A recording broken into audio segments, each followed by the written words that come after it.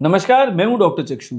आज इस वीडियो में हम चर्चा करने वाले हैं एक ऐसी चीज के बारे में, एक ऐसे डायलॉग के बारे में जो कि हमारे घर में अक्सर सुनने को मिल जाता है उन बच्चों के लिए या उन महिलाओं के लिए या उन लड़कियों के लिए जिनकी शक्ल दिखे पीली पीली सी, शरीर में ना हो दम, हर समय पड़े रहने की इच्छा करे, थकान बेतहाशा हो और कई बार हिलाने के बाद भी वो काम करने के इच्छुक ना हो। तो डायलॉग क्या आता है उड़ता हुआ? अरे भैया, इसको तो हो गई है खून की कमी, कुछ खिला पिला लिया करो इसको, शरीर में इसके दम नहीं है।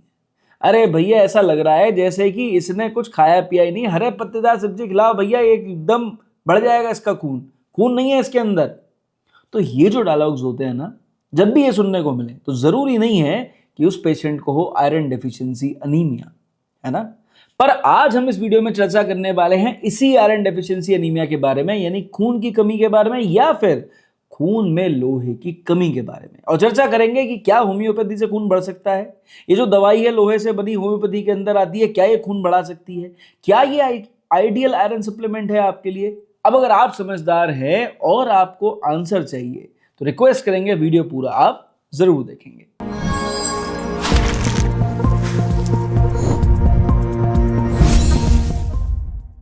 तो इससे पहले कि हम इस वीडियो में कुछ और बात करें, जरूरी है समझना ऐसे 5 लक्षण जो आपको बताएंगे कि भाई आपको हो रही है खून की कमी यानी आयरन डेफिशिएंसी। कौन से लक्षण है? सबसे पहले हो गया sudden fatigue, chronic fatigue and संग में जनरलाइज्ड वीकनेस, यानी मरीज कहेगा भाई अचानक से थकान हो जाती है, कुछ करने का मन नहीं करता, नॉर्मल काम करते करते भी थकान ज्यादा हो जाती है, ऐसा लगता है पड़े रहे, शरीर में दम नहीं है, हिल नहीं मिल रहा है। तो ये जो लक्षण होते हैं कहीं ना कहीं आयरन डेफिशिएंसी एनीमिया के मेजर लक्षणों में आते हैं। नंबर 2 सिम्टम यहां पे क्या हो गया?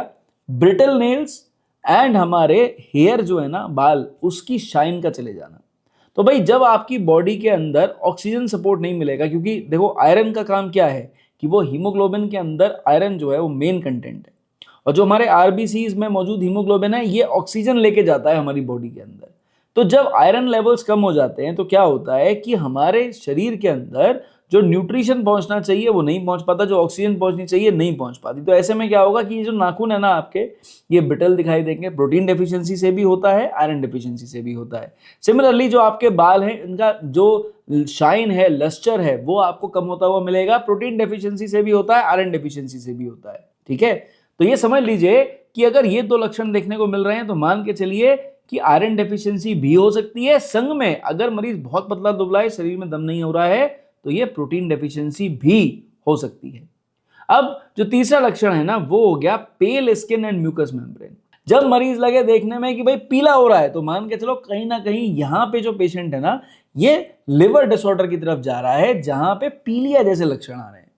पर जहां सफेदी आ जाए वहां मान के चलो खून की कमी हो रही है। अब जो चौथा लक्षण है वो जुड़ा हुआ है पहले लक्षण के संग में, कि जब कमजोरी आएगी, शरीर में ताकत नहीं होगी, प्रोटीन डेफिशिएंसी भी होगी, संग में आयरन डेफिशिएंसी भी होगी, तो क्या होगा? वीकनेस के संग में शॉर्टनेस ऑफ ब्रेथ, यानी डिस्निया ऑन एक्सर्शन, यानी थोड़ा बहुत काम कर लेंगे सांस फूलने लग जाएगी, थोड़ा बहुत चलने लग जाएंगे सांस फूलने लग जाएगी, ज्यादा काम कर लेंगे सांस फूलने लग जाएगी।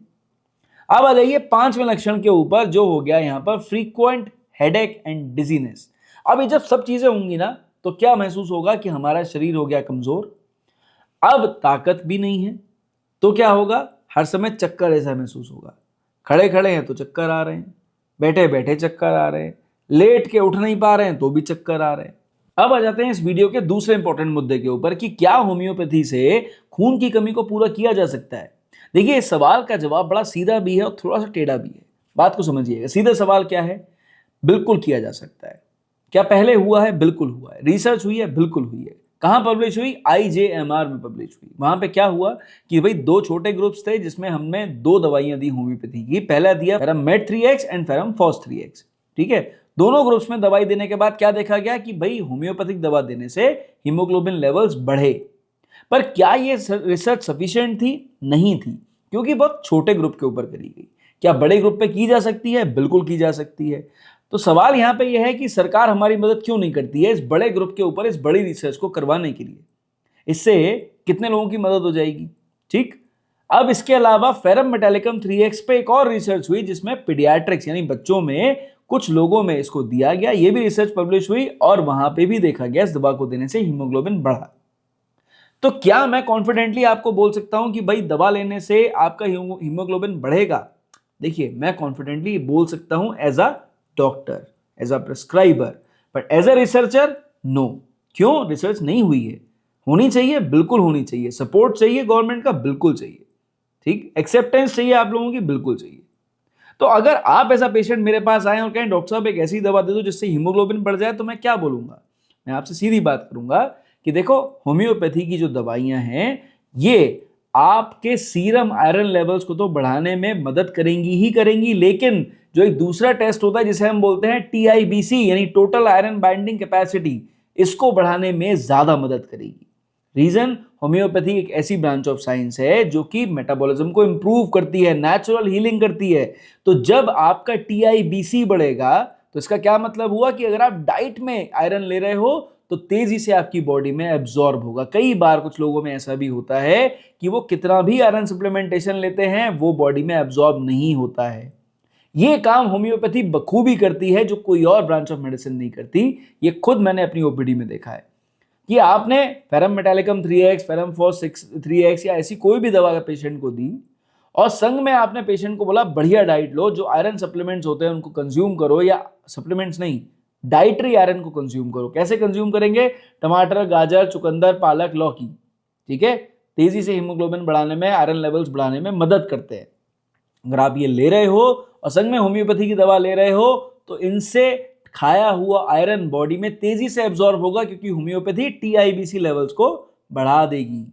संग में हो सकता है अकेले होम्योपैथी लेने से भी आपका कुछ परसेंटेज में हीमोग्लोबिन बढ़े, लेकिन डाइट के संग लेने में और तेजी से बढ़ेगा, जो शायद केवल अकेले डाइट लेने से ना बढ़े। तो कहने का मतलब क्या है कि जो सवाल का जवाब था वो सीधा भी था और टेढ़ा भी था। सीधा ये कि ये 100% एक आयरन सप्लीमेंट की तरह काम कर सकता है, पर रिसर्च की जरूरत है। पर अगर प्रैक्टिकल लाइफ में आपको मदद चाहिए तो भैया देखो, जब आयरन एब्जॉर्ब ही नहीं हो रहा तो आयरन एब्जॉर्ब करवाने में होम्योपैथी मदद करेगी, संग में हीमोग्लोबिन खुद भी थोड़ा सा बढ़ाएगी। तो दो तरफा काम करेंगे, रिजल्ट ज्यादा बेटर मिलेंगे। तो अब इस वीडियो में हम कौन सी होम्योपैथी दवा के बारे में बात कर रहे हैं जो आपको ये सारे फायदे देगी? क्लियर बात है, हम बात करेंगे फेरम मेटालिकम के बारे में। फेरम मेटालिकम कैसे बनाई जाती है? फेरम मेटालिकम भैया वही मेटालिक आयरन है, उसी से बनाई जाती है, वही रॉ आयरन है उससे बनाई जाती है। ट्राइचुरेट किया जाता है इसको जो है शुगर ऑफ मिल्क के संग में, और ट्राइचुरेशन के बाद फिर इसको पोटेंसी में कन्वर्ट किया जाता है। ठीक है, फेरम मेटालिकम ट्राइचुरेशन में बहुत बढ़िया काम करती है, पोटेंसीज में भी बहुत अच्छा काम करती है। लेकिन जब हम आयरन सप्लीमेंटेशन के बारे में बात करते हैं तो ट्राइचुरेशन यानी टैबलेट फॉर्म में लिया गया फेरम मेटालिकम ज्यादा सूटेबल होता है। पर कॉन्स्टिट्यूशनली अगर मरीज का कॉन्स्टिट्यूशन देखने को मिलता है वैसा ही है जैसा कि हम अभी आयरन की कमी वाले मरीजों की बात कर रहे थे, तो वहां पर पोटेंसी के ऊपर बढ़ा जाता है जो कि अल्कोहल बेस्ड होती है।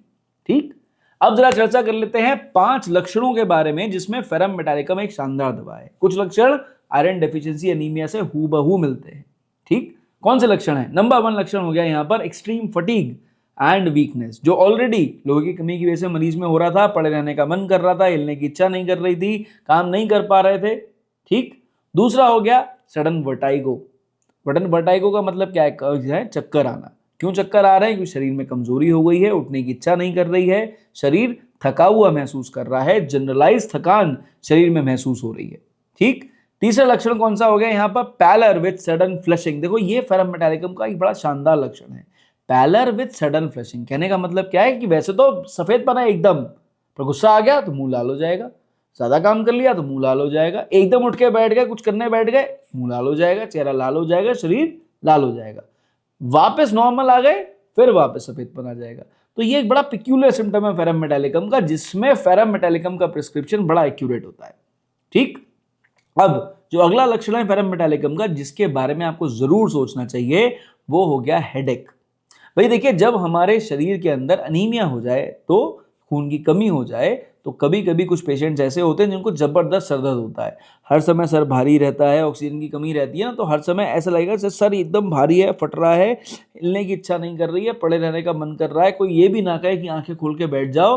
तो ऐसे पेशेंट्स जो हमारे पास आते हैं जिनमें खून की कमी दिखाई दे फिर हेडेक दिखाई दे, तो फेरम मेटालिकम के बारे में हम यहाँ पर जरूर सोचते हैं। अब अगले जो 2 सिम्टम्स है ना फेरम मेटालिकम के, बड़े स्पेशल हैं और ये पेशेंट टू पेशेंट वेरी करते हैं। पहला हो गया यहाँ पे नॉइज सेंसिटिविटी।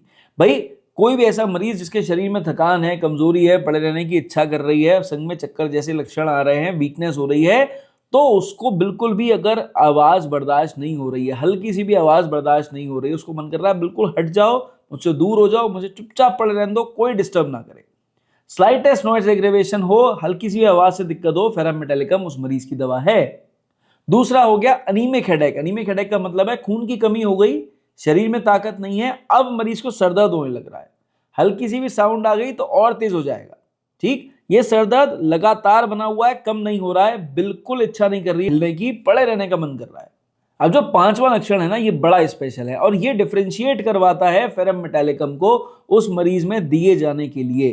कौन सा लक्षण है कि खाना पच नहीं रहा, जो खा ले रहे हैं ऐसा लग रहा है जैसे कितना पेट उसने भारी कर दिया। अब देखिए इसका रिलेशनशिप आयरन डेफिशिएंसी के संग में नहीं है, पर क्योंकि ये मरीज का लक्षण है तो ये मरीज का बड़ा पिक्यूलियर सिम्टम है कि पेशेंट कहता है कि डॉक्टर साहब खाने की इच्छा नहीं कर रही, खाना खाया नहीं जा रहा, पर अगर खा लिया तो समझ लो पेट भारी कर देगा, बुरी तरह से पेट भारी हो जाएगा, बिल्कुल ऐसा लगेगा खाना पचा ही नहीं। तो ये जो 5 लक्षण है ये डिसाइड करते हैं कि मरीज को हम देंगे फेरम मेटालिकम तो खून की कमी भी पूरी होगी, लक्षणों में भी आराम आएगा और मरीज खुद को ज्यादा बेटर फील करेगा। अब इस वीडियो को देखने के बाद कमेंट्स आएंगे कि भाई डॉक्टर साहब इसकी फिर सही पोटेंसी क्या है और कैसे इसको लेना है जिससे कि खून की कमी में इंप्रूवमेंट आ जाए। तो भैया पोटेंसी कौन सी है, बड़ी सिंपल है कि आपसे रिक्वेस्ट है आप सेल्फ मेडिकेशन में केवल 3x पोटेंसी लो, जो रिसर्च में भी इस्तेमाल हुई।